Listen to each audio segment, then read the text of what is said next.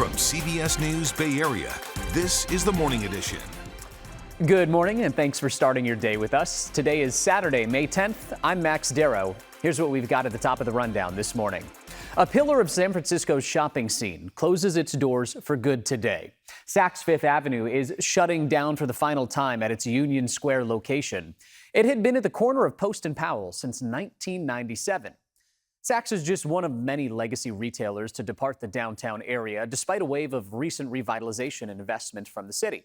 We'll have more on those efforts in just a few minutes. DMVs across the Bay Area today will extend their hours and offer additional appointments to help people transition to real IDs. Starting May 7th, or last Wednesday, a driver's license that is not real ID compliant will no longer be enough ID to board a domestic flight. However, passports will remain an acceptable form of ID for those who don't have the real ID. The Department of Motor Vehicles estimates only about 60% of Californians have made the switch to real IDs so far. It's another big game at Chase Center tonight with the Warriors hosting the Minnesota Timberwolves in Game 3 of the playoffs. They're going to have to do this without Steph Curry, who remains sidelined with a hamstring injury. The series is tied 1-1. Tip-off is scheduled 5:30 p.m. tonight at Chase Center. Let's give you a live look now at the Bay Area. We've got a beautiful sunrise materializing at 6:02 in the morning. Chief Meteorologist Paul Hagen's in for Zoe today. He's got your first look at the weather. Hey, Paul. Inland parts of the Bay Area saw their warmest day so far in 2025. Yesterday, not going to be quite that warm today. Yesterday's temperatures got up into the upper 80s and low 90s, a good 15-ish degrees above what's normal for this time of year. Now, it's still going to be warm today. Even San Francisco and Oakland are going to be about 5 to 10 degrees above normal. But the warmest spots, once again, approaching 90 degrees. But just those very warmest locations far east of the Oakland Hills. On the coast, only around 60. We'll have 60s, 70s, 80s, and 90s for the second day in a row. Bigger changes for Mother's Day. Details on that part of the forecast coming up in just a few minutes.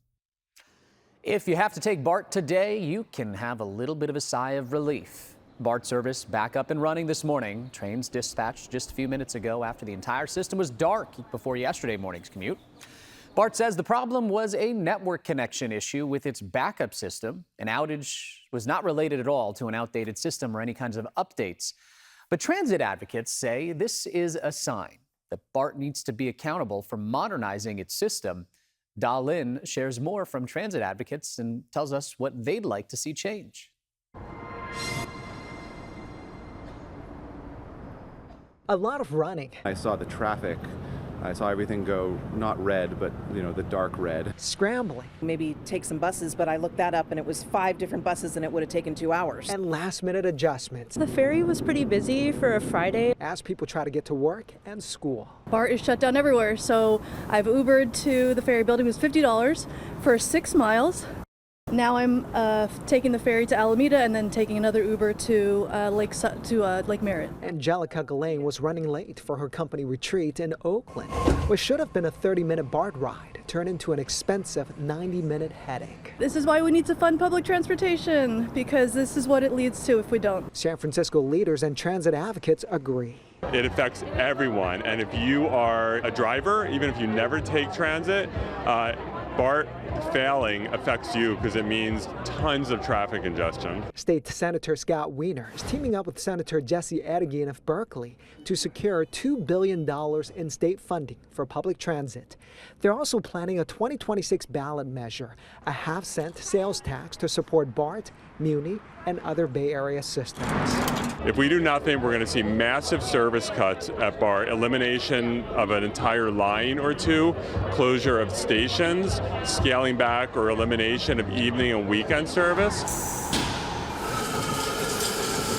Bay Bridge would become unnavigable. It would become completely congested and packed with cars.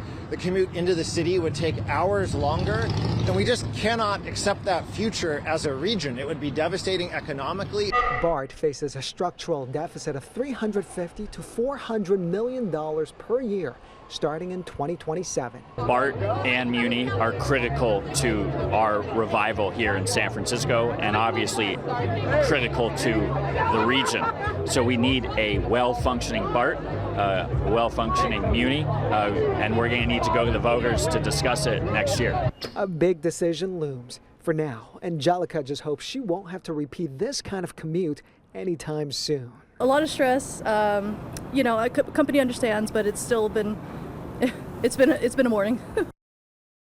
Alrighty, so you remember those bike lanes that ran down the middle of Valencia Street for a little while? That experiment, it ended a little while ago in San Francisco.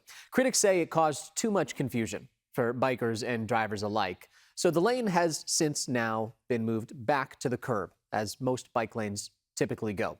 Some business owners are celebrating this move, and they tell us the unusual design limited parking and changed traffic patterns, but that experiment has since ended. All right, switching gears now, we now know what likely caused that fire at the Valero Refinery that we saw flare up in Benicia earlier this week. The company's 72-hour incident report said a piece of furnace broke off and struck another piece of equipment, and that ultimately caused some materials to leak. Fire prompted a shelter-in-place order in the area on Monday morning. Nobody was hurt. Let's give you a live look at San Francisco this morning, where it is the final weekend for a fashion staple at Union Square. Today, Saks Fifth Avenue is closing its Union Square location for good.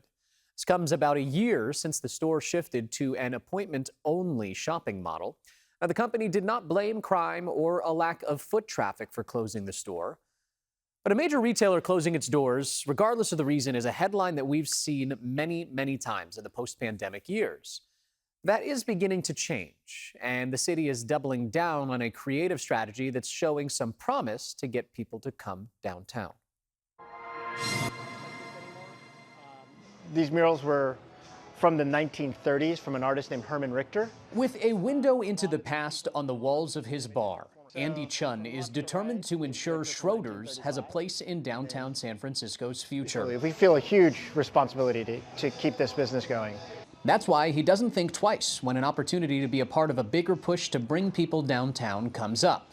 And the latest effort is providing him with some newfound optimism. We have a long way to go, but for the first time since COVID, we're 5 years out now, like literally 5 years out. I'm finally feeling like there may be a light at the end of the tunnel. He will have a front row seat to Fridays on Front Street, a handful of block parties taking place in the Front Street entertainment zone through the summer and the fall. Well-known music and event promoter Noise Pop will curate a live music stage for the events. And if these events are anything like the other entertainment zone events already in play, like Oktoberfest, Chun says they will make a difference. We'll have, sometimes 4,000 or 5,000 people here, which is fantastic. It could be a week's worth of sale in a day. We're definitely viewing the Front Street Entertainment Zone as a venue.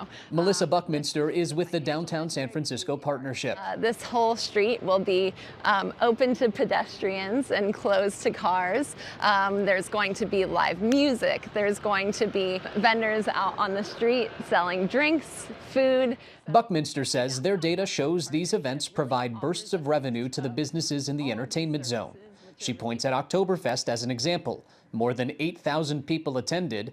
Harrington's bar saw 16 times the number of sales when compared to a typical Friday night. The hope is that people will be reintroduced to downtown San Francisco and no longer see it as just a 9-to-5 neighborhood.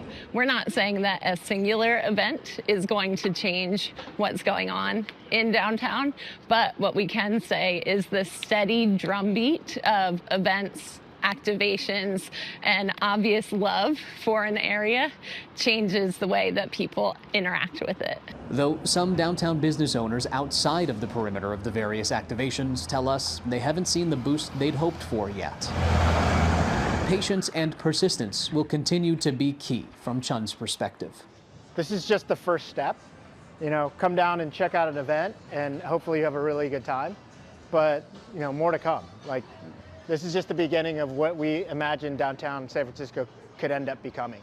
A look into the future from the streets of a neighborhood with a storied past.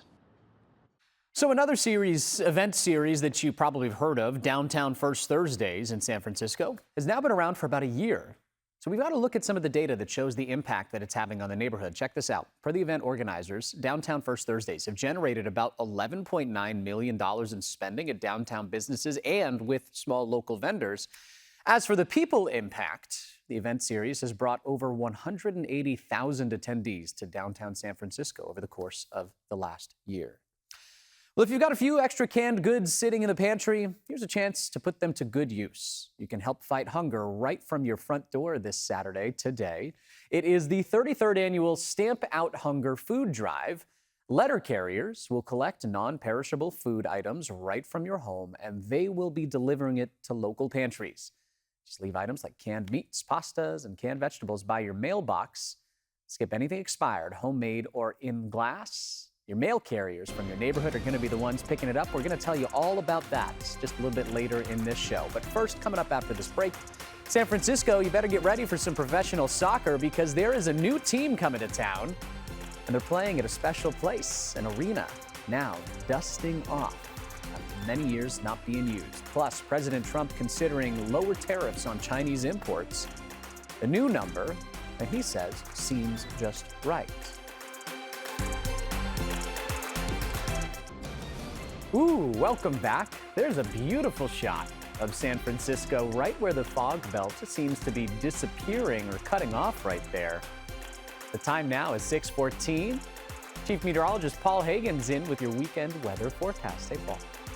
Starting off with very little fog. Even along the coast, it's not going to last long as we head through the first few hours of this morning. But your coastal temperatures aren't going to warm up a whole lot as we head through the rest of today. Let's take a look at today's forecast high temperatures, which are only going to climb up to the low to mid 60s along the coast, which isn't bad for the middle of May, but warmer temperatures as you get farther away from the water. Even San Francisco, downtown, getting up to around 70 degrees. So it's going to be a big difference from the coastal side of San Francisco to the bay side. Mid 70s for Oakland, some of the warmer temperatures in the North Bay getting up into the upper 80s, but a lot of 70s sprinkled in. The warmest spots east of the Oakland Hills, up into the mid 80s for Concord and Livermore, around 90 degrees for Fairfield, Antioch, and Brentwood. Those will be some of the hot spots on the map. Low 80s down the peninsula in Redwood City, close to 80 degrees in Fremont, and into the 80s for most of the Santa Clara Valley. If you like the above normal temperatures, savor it today because we do have some big changes kicking in as we hit the second half of the weekend tomorrow. Let's take a look at part of the reason why, and that is the winds. They're going to be noticeable this afternoon. It's still an onshore breeze. That's why the coast isn't warming up a whole lot, but stronger winds kick in earlier tomorrow and last throughout the rest of the day. Some 30-plus mile-an-hour gusts, especially closer to the coast, and that's going to help to push that cooler marine air farther inland. But there's also a storm system passing by that's going to help to usher in just a generally cooler air mass that's also going to deliver a chance of showers to the Bay Area for the beginning of next week. Take a look at the temperature drop. Livermore goes from the mid-80s today to below 70 for high temperature tomorrow to only into the mid-60s for highs on Monday. More of a late March or April feel to the atmosphere, but it doesn't take long to bounce back to near or even above normal temperatures as we hit midweek and head into next weekend. So let's take a look at that chance of showers. It's going to be approaching us by late tomorrow, but holds off until well after midnight, really the pre-sunrise hours of Saturday or Monday morning will bring us the best chance of those scattered showers, and they are going to be scattered. It's not a guarantee of rain for everybody, but it's the best chance that we're likely going to see for the rest of the spring. Should be tapering off by Monday afternoon, but we can't rule out the possibility of a couple of lingering sprinkles even in the pre-sunrise hours of Tuesday morning, but Tuesday itself does look dry. Only a few hundredths of an inch of rain to maybe a little over a tenth of an inch of rain on the high side of things. It's not a lot, but considering average daily rainfall in the month of May is essentially zero, this is something that we're going to keep an eye on as we head through the rest of this weekend. Let's take a look at the 7-day forecast, and we'll start at the coast where you're not going to see a lot of up and down to our daily temperatures over the course of the next 7 days. You'll notice fluctuating amounts of sunshine. That'll make it feel a little bit warmer, but only 4 degrees separating the coolest and warmest days over the course of the next 7 days. A little more variation bayside. Temperatures are going to reach up into the mid-70s today on an average basis, but then low to mid-60s Sunday, Monday, and Tuesday before we bounce back up to pretty much normal temperatures by Wednesday and Thursday. And farther inland, you have the wildest ride in store on the temperature roller coaster. After another day well into the 80s today, you're going to be a good 20 degrees cooler, maybe even more than that in some spots by Monday, with temperatures, again, not taking long to bounce back to near normal by the middle of next week. With a warm start to the weekend, there's a new hiking trail that you can check out on Mount Tam. Kenny Choi laced up his hiking boots and shows us some of the years-long work that went into this restoration project.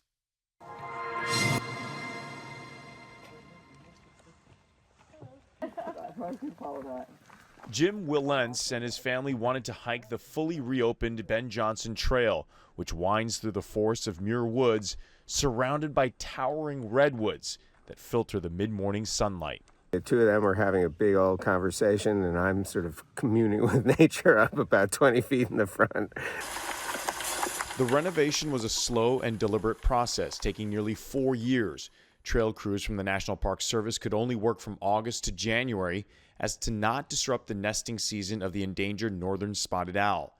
They transported some 200 logs along zip lines, each weighing around 600 pounds, resulting in a more safe and level path for hikers. The trail is obviously just totally awesome and magnificent. It goes through some wooded areas, some sunny areas, and then the amazing redwoods. Jennifer Anthony drove up from the South Bay to take a stroll through the woods.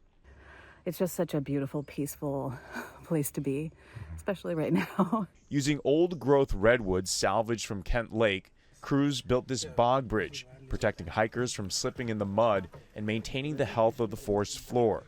Hillary Collier didn't work on the project, but has hiked it countless times and informs everyday hikers where to explore.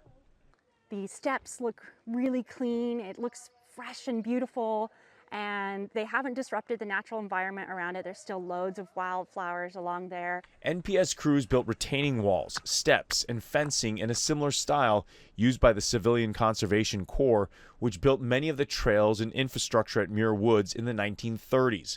It's an added touch hikers like Jim and his family have noticed. The renovation has been very thoughtfully done. It's beautiful. It, makes it a lot easier to come down these parts which probably had been rained out. And it's a great piece of work. What can I say? It's leaving many nature lovers in awe of a different part of Muir Woods.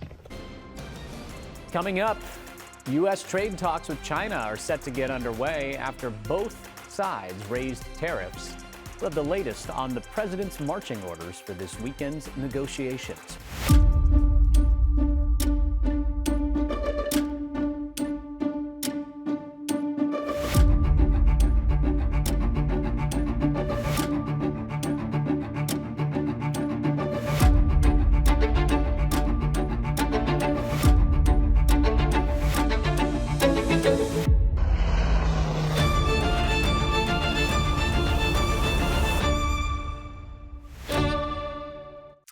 Professional soccer is coming to San Francisco. Kezar Stadium will be home for the city's newest pro men's team, Golden City Football Club. They'll join Major League Soccer's next pro league within the next 2 years. Golden City FC will be the first professional sports team to call Kezar Stadium home since the 49ers did back in 1971. Just steps away at Kezar Pub, the owner says a pro soccer team in the city has been long overdue. Listen. It's a big deal. It's going to bring a lot of business to us, of course, activate the whole neighborhood and get people excited about this side of the city again. So as a part of the partnership with the city, Golden City FC will also be investing $10 million into renovations to Kezar Stadium. That'll include natural grass, a playing field there, and new seats with backrests. 6:26 on this Saturday morning. Coming up, student loans are due. Who the Department of Education is now demanding payment from. This is by far the most confusing, challenging time in the student loan system. I'm Kate Martin with the Valkyries, and we're counting down the tip-off on KPIX and Pix Plus.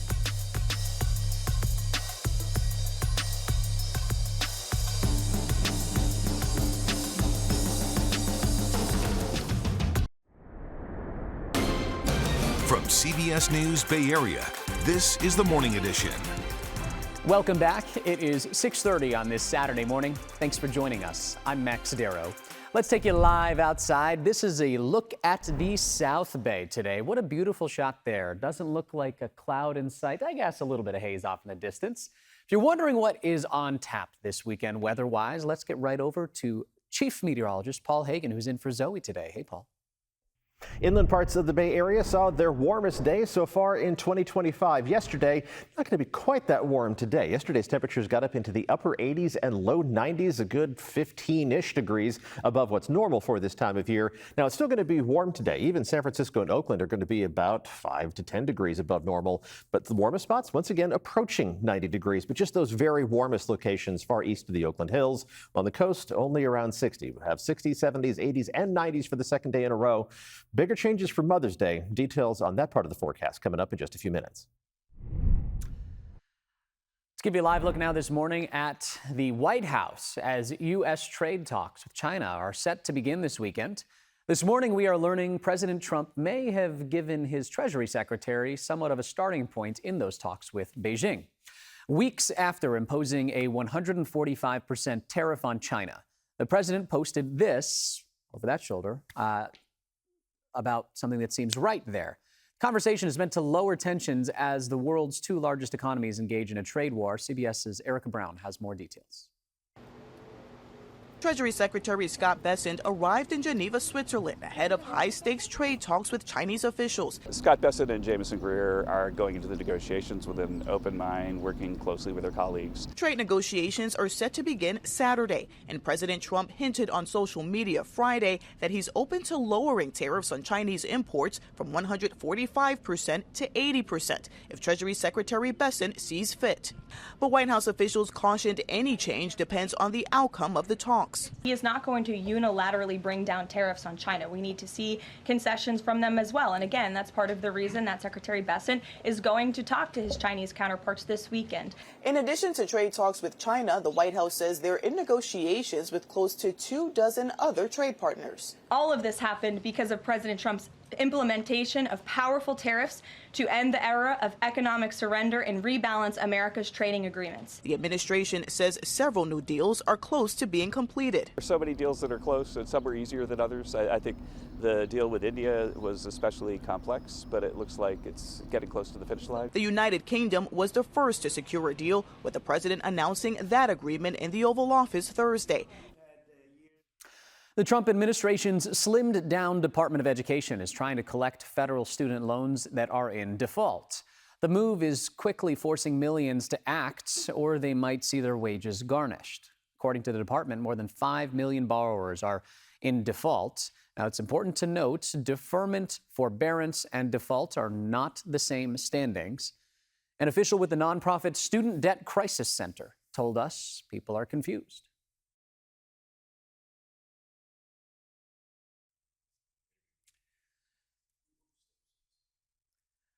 Looks like we didn't get that soundbite right there, but borrowers should also be aware of any scams that may deceive them with false promises of debt relief or more affordable payments.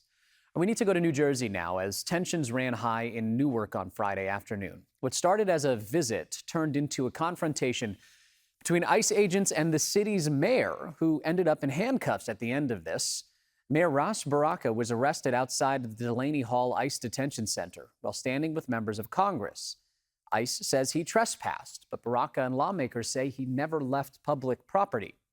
Supporters, including his wife and his mom, watched as ICE agents took that mayor into custody.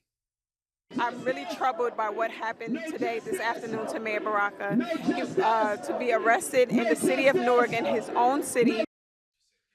He was charged with trespassing and released just a few hours later. A judge in Southern California delayed a resentencing hearing for the Menendez brothers after defense attorneys dropped a motion to have the district attorney removed from the case. The previously argued Nathan Hochman's involvement would prevent the brothers from getting a fair hearing. The brothers are serving life in prison without parole for murdering their parents back in 1989. Pope Leo XIV has completed his first full day on the job. Yesterday, the chapel was restored to its central purpose as a place of worship. Still, celebration continues for Catholics here in the United States as the election of the first U.S.-born pope ever marks a special moment for Americans. CBS's Christian Benavides reports on how the world is marking this occasion. Pope Leo XIV is the first U.S.-born pontiff to lead the Catholic Church. Enthusiasm over his election is evident among many American faithful, including these American seminarians in Rome. I'm still processing it. It's wild. Robert Francis Prevost was born and raised in Dalton, Illinois, a suburb just south of Chicago. The Pope! In the Windy City, Bishop Larry Sullivan spoke following a special mass to mark the moment. The fact that we can celebrate that he's from Chicago just gives us another opportunity to really feel very close and connected to him. Prevost is the youngest of 3 boys. Luis Prevost is one of his older brothers. To me, he's my little brother. If I get to see him again, I'm going to treat him like I treat my little brother. Until somebody slaps me and says, "You can't talk to the Pope like that." On his first full day as Pope, Leo XIV celebrated Mass. I begin with a word in English. And spoke in English of the great responsibility he bears as leader of the church. You have called me to carry that cross and to be blessed with that mission. The mission will include mending divisions within the church as he ushers in a new era, one made in America. Today, the newly elected Pope is set to meet formally with the cardinals who elected him. Tomorrow, he will deliver his first Sunday noon blessing from the main balcony of St. Peter's Basilica. You can find more on Pope Leo on our website, including a transcript of his first address. Head to kpix.com. This morning, we're following developing news after a dangerous back and forth of missile strikes between India and Pakistan. Late Friday into Saturday, Pakistan launched missiles into India's Punjab state. India did hit back after Pakistani air bases. Pakistan's foreign minister says they'll stop if India does. The U.S. pushing both sides to de-escalate before things get worse. From delivering mail to delivering meals, we have the latest on the largest one-day food drive in the nation, stamping out hunger. And let's give you a live look outside, a beautiful shot of the San Francisco Bay today. As your weekend begins, we'll have the latest on a warm-up coming up. Stay with us.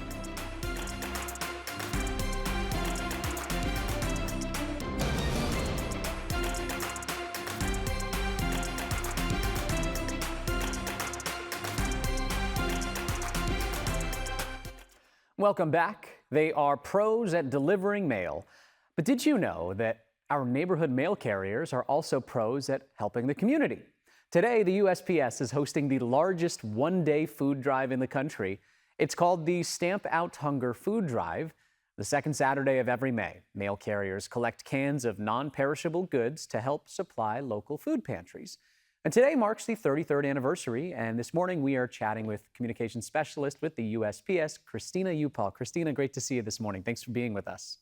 Great to see you. Yes, today is our 33rd anniversary of this amazing food drive. It's responsible for nearly 2 billion pounds of food over the course of its history. 2 billion pounds of food in 33 years. That is a lot of food coming from our mail carriers.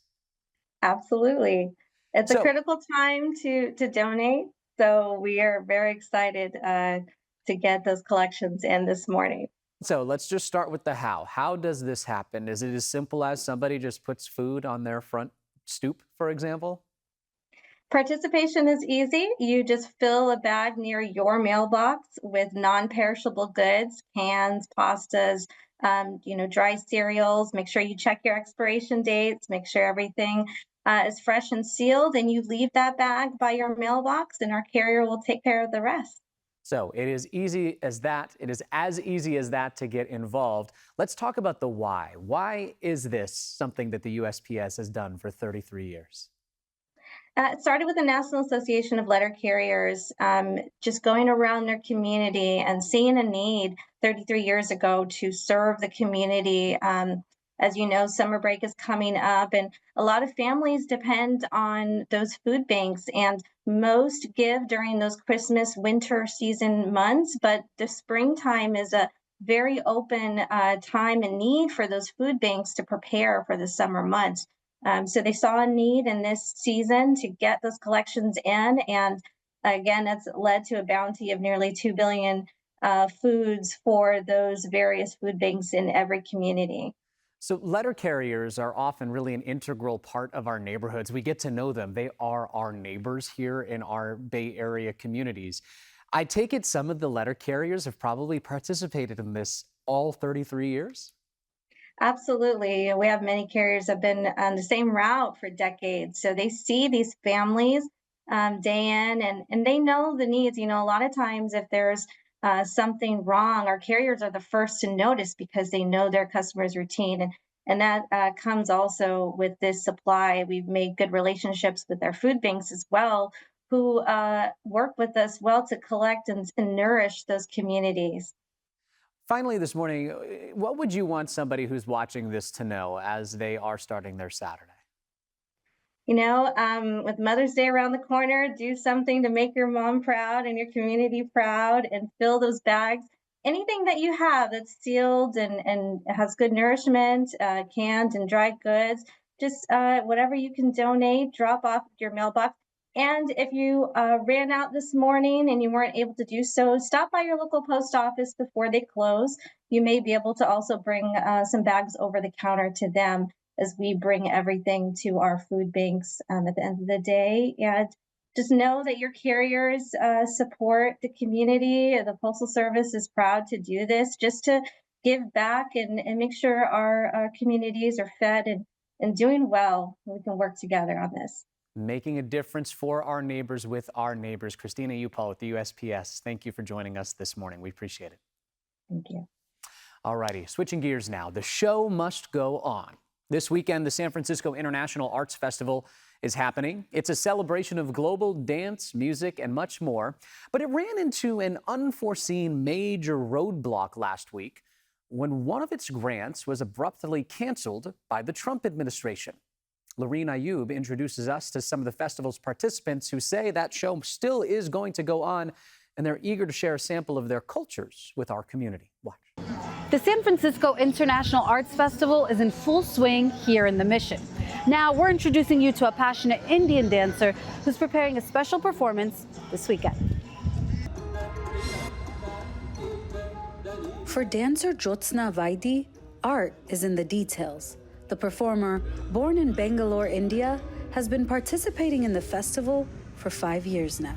What I love about being part of the SFIF is we get to share our art not only within sort of the Indian community, but we also get to share this with broader communities and folks who may not have seen the kind of classical dance that I do, which is Bharatanatyam.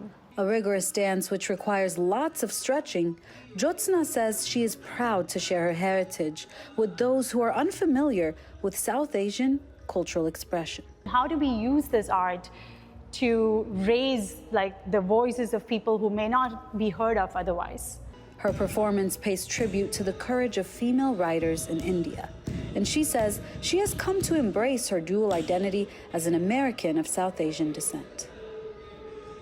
We came here to America, and I feel it's all these vibrant communities coming together that really makes this Bay Area.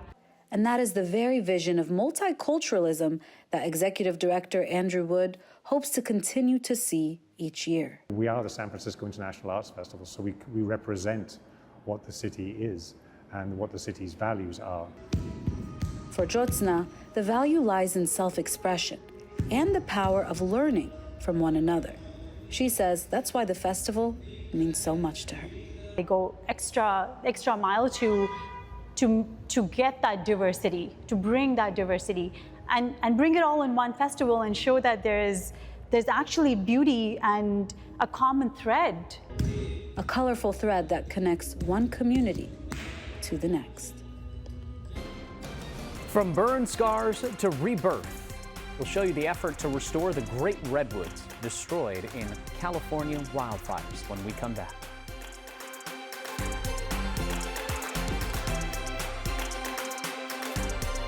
Starting off with very little fog. Even along the coast, it's not going to last long as we head through the first few hours of this morning. But your coastal temperatures aren't going to warm up a whole lot as we head through the rest of today. Let's take a look at today's forecast high temperatures, which are only going to climb up to the low to mid 60s along the coast, which isn't bad for the middle of May, but warmer temperatures as you get farther away from the water. Even San Francisco, downtown, getting up to around 70 degrees. So it's going to be a big difference from the coastal side of San Francisco to the Bay side. Mid 70s for Oakland, some of the warmer temperatures in the North Bay getting up into the upper 80s, but a lot of 70s sprinkled in.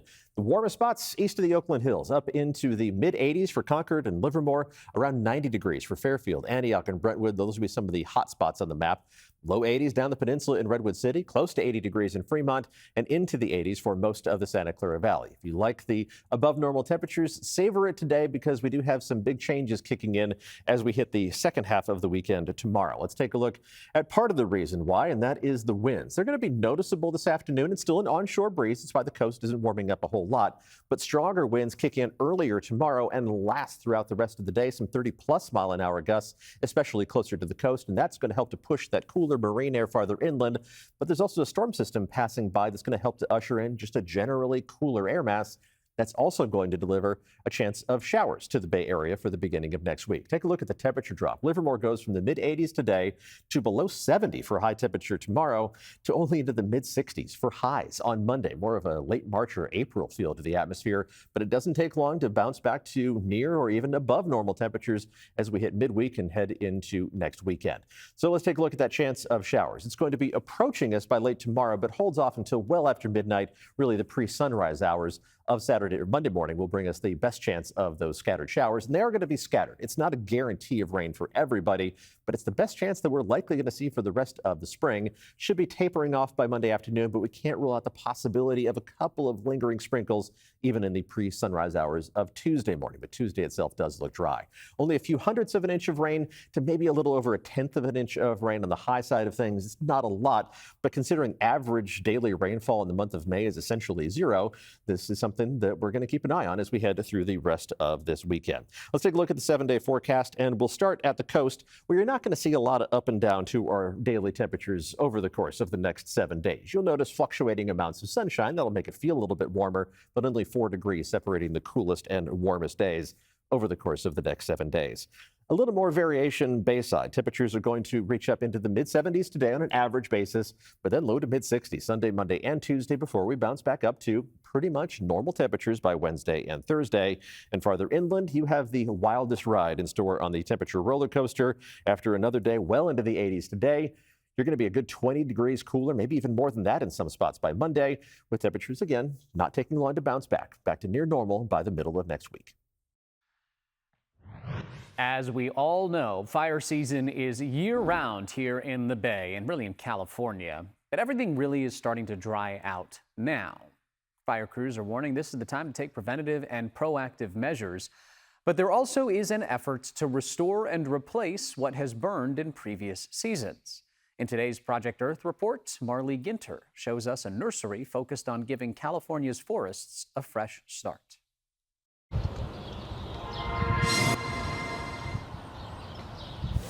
Growing future forests. We're not here to override nature, but we're here to support it. These tiny seedlings will soon be used to replace trees burned during California's devastating wildfires. This is incredibly important.